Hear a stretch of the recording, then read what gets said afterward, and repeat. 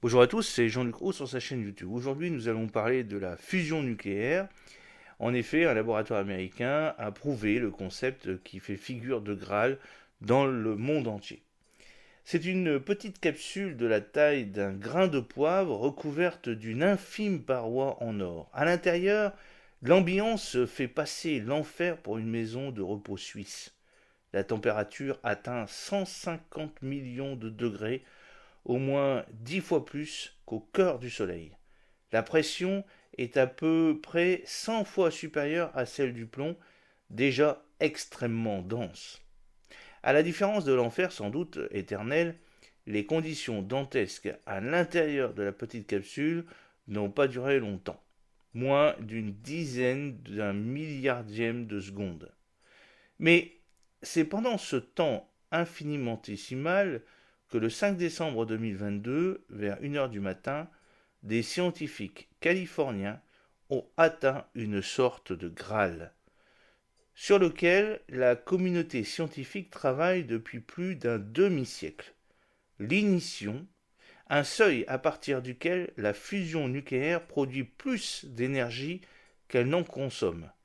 Preuve est faite que l'homme peut obtenir un gain net d'énergie, donc de l'électricité en masse, à partir de la fusion nucléaire. L'expérience sur laquelle travaille aussi le CEA avec son projet laser mégajoule avec beaucoup moins d'argent et donc beaucoup moins de lasers a été saluée par les experts du monde entier. La fusion nucléaire pourrait être la solution pour produire facilement et sans risque de l'énergie, presque à foison. Elle présente de nombreux atouts. L'hydrogène, sa matière première, se trouve en abondance sur la planète. Elle ne dégage pratiquement pas de radioactivité et n'engendre presque aucun déchet. Le risque d'accident serait exclu, la réaction nucléaire s'arrêtant d'elle-même en cas de problème. Enfin, la fusion dégage une énergie 4 fois supérieure à celle de la fission, le procédé qui fait tourner nos centrales nucléaires actuellement. Les chercheurs du laboratoire national Lawrence Livermore disposeraient d'un modèle à suivre pour réussir leur exploit. Il leur suffirait de copier le Soleil. La fusion nucléaire se déroule en permanence sur notre étoile. Les atomes d'hydrogène s'accouplent pour produire de l'hélium, libérant au passage de l'énergie sans fin, ou presque, la fin n'arrivant pas avant quelques milliards d'années. C'est à peu près de choses l'inverse de la fission. Dans les centrales actuelles, des atomes lourds s'entrechoquent et se brisent. La fusion est plus complexe à mettre en route. Pour que des noyaux fusionnent, il faut, comme sur notre étoile, beaucoup de pression et de chaleur afin de réduire leur tendance naturelle à se repousser, à l'image de deux aimants. Les chercheurs se sont retroussés les manches depuis plus d'un demi-siècle pour recréer sur Terre les conditions du Soleil. Ils ont trouvé deux solutions principales, le laser et le plasma. Le premier procédé, baptisé fusion inertielle, a donné ses premiers fruits en Californie le 5 décembre 2022. Le laboratoire ne cherchait pourtant pas la martingale pour remplacer les réacteurs traditionnels à fission nucléaire. Le National Ignition Facility travaille pour l'armée américaine. L'acronyme cache le plus puissant laser au monde utilisé pour perfectionner la bombe à hydrogène. L'engin est abrité dans un bâtiment grand comme 3 terrains de football et haut comme un immeuble de 10 étages. À l'intérieur, 192 rayons laser ont, le 5 décembre 2022, convergé vers une petite capsule, elle-même enfermée dans une sorte de vaisseau spatial tout rond, d'une dizaine de mètres de diamètre.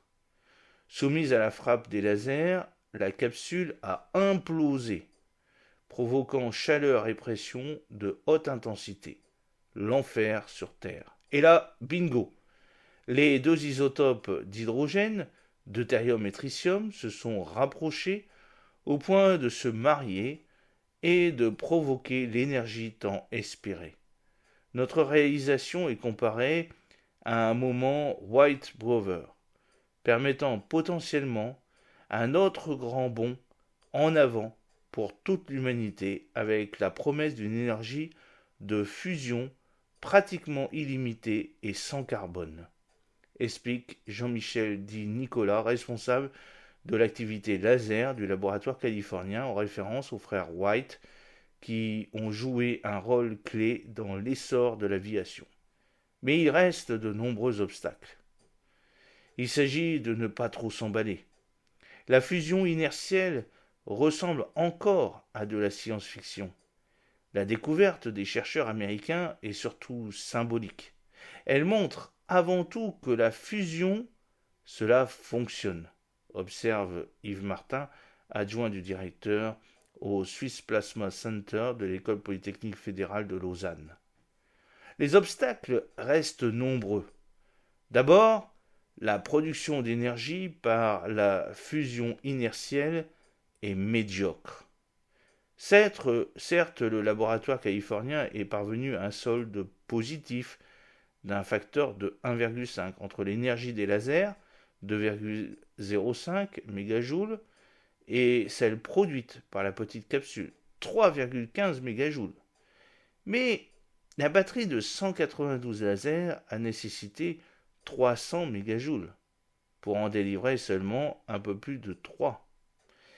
C'est un peu comme si, pour faire fonctionner une centrale nucléaire, on la branchait sur une autre, 100 fois plus gourmande en électricité. Il faudrait tout à la fois demain disposer de lasers beaucoup plus efficaces et produire 100 fois plus d'énergie que ce qu'a permis l'expérience californienne, explique Éric Lefebvre, chef du projet Expérience Laser au CEA. Ensuite, si le deutérium est très abondant sur Terre, le tritium est principalement produit par l'industrie nucléaire. Un réacteur devrait donc produire son propre tritium, un défi technologique supplémentaire. Malgré les milliards de dollars déversés par l'administration américaine sur le NIF, le méga projet américain tâtonne encore techniquement. La capsule, utilisée le 5 décembre 2022, est un bijou de haute technologie, plus lisse que le plus lisse des miroirs, qui a coûté quelques dizaines de milliers de dollars, mais qui n'a servi qu'une seule fois avant de partir au rebut. Or, il faudrait en utiliser 1 million par jour dans un réacteur. Il est donc nécessaire qu'elle ne coûte que quelques centimes, précise Éric Lefebvre. Il s'agira aussi d'accélérer la cadence pour espérer remplacer un jour nos bons vieux réacteurs à fission. Le labo californien est parvenu à créer l'ignition une fois par jour, alors qu'elle devrait être répétée des centaines de fois par seconde. Les étapes que la fusion inertielle doit encore franchir avant une éventuelle industrialisation sont gigantesques. Les espoirs se trouvent dans un autre procédé, la fusion dite magnétique, mise en œuvre dans le programme ITER déployé en France. Au nord-est d'Aix-en-Provence, à Cadarache, un gigantesque réacteur est en cours de construction depuis 2010. Cette machine, appelée tokamak, veut démontrer à partir de 2025 que le procédé magnétique peut produire industriellement de l'énergie par la fusion. Son principe, en résumé, créer un plasma, c'est-à-dire une sorte de soupe très brûlante, environ 100 millions de degrés Celsius, dans laquelle les noyaux légers d'hydrogène, deutérium et tritium, peuvent fusionner. Un champ magnétique entoure ce plasma afin de maintenir la température et la pression. L'énergie est ensuite récupérée pour produire de la vapeur d'eau et donc de l'électricité. La plupart des chercheurs dans le monde misent sur ce procédé, bien plus abouti que ne l'est la fusion inertielle. La communauté de la fusion par confinement magnétique est en avance sur les aspects d'ingénierie. L'Europe détient déjà 6 tokamaks opérationnels, dont l'un, le Joint Urban Torus, situé en Grande-Bretagne, a produit en février 2022 un record de 59 mégajoules d'énergie de fusion. À Cadarache, la conception de l'ouvrage se rapproche de celle d'un réacteur industriel couplé au réseau électrique. Les chercheurs espèrent qu'il pourra délivrer un ratio de 2 entre la puissance injectée dans le plasma et celle produite. Il ne devrait pas être compliqué d'atteindre ensuite 40 ou plus, estime Yves Martin. Mais ITER est une grosse machine qui se meut avec lenteur. Au-dessus de son berceau se sont penchés 6 pays: États-Unis, Japon, Russie, Chine, Corée du Sud et Inde, plus les 26 de l'Union européenne.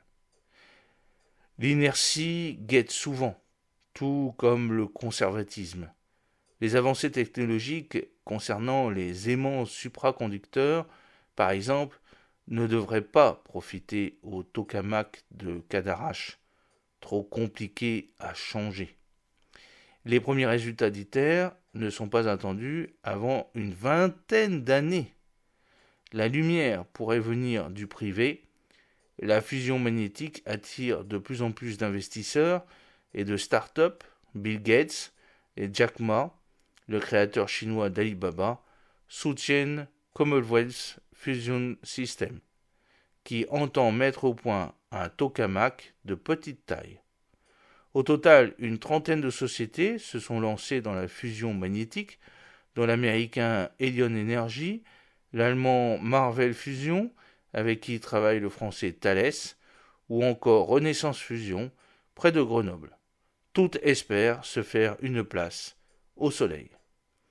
J'espère que cette petite vidéo vous a plu. N'oubliez pas de cliquer sur le pouce pour la promouvoir, de vous abonner si ce n'est pas encore fait, et sinon, de partager cette vidéo sur vos réseaux sociaux. À très bientôt, fidèlement, Jean-Luc Haut.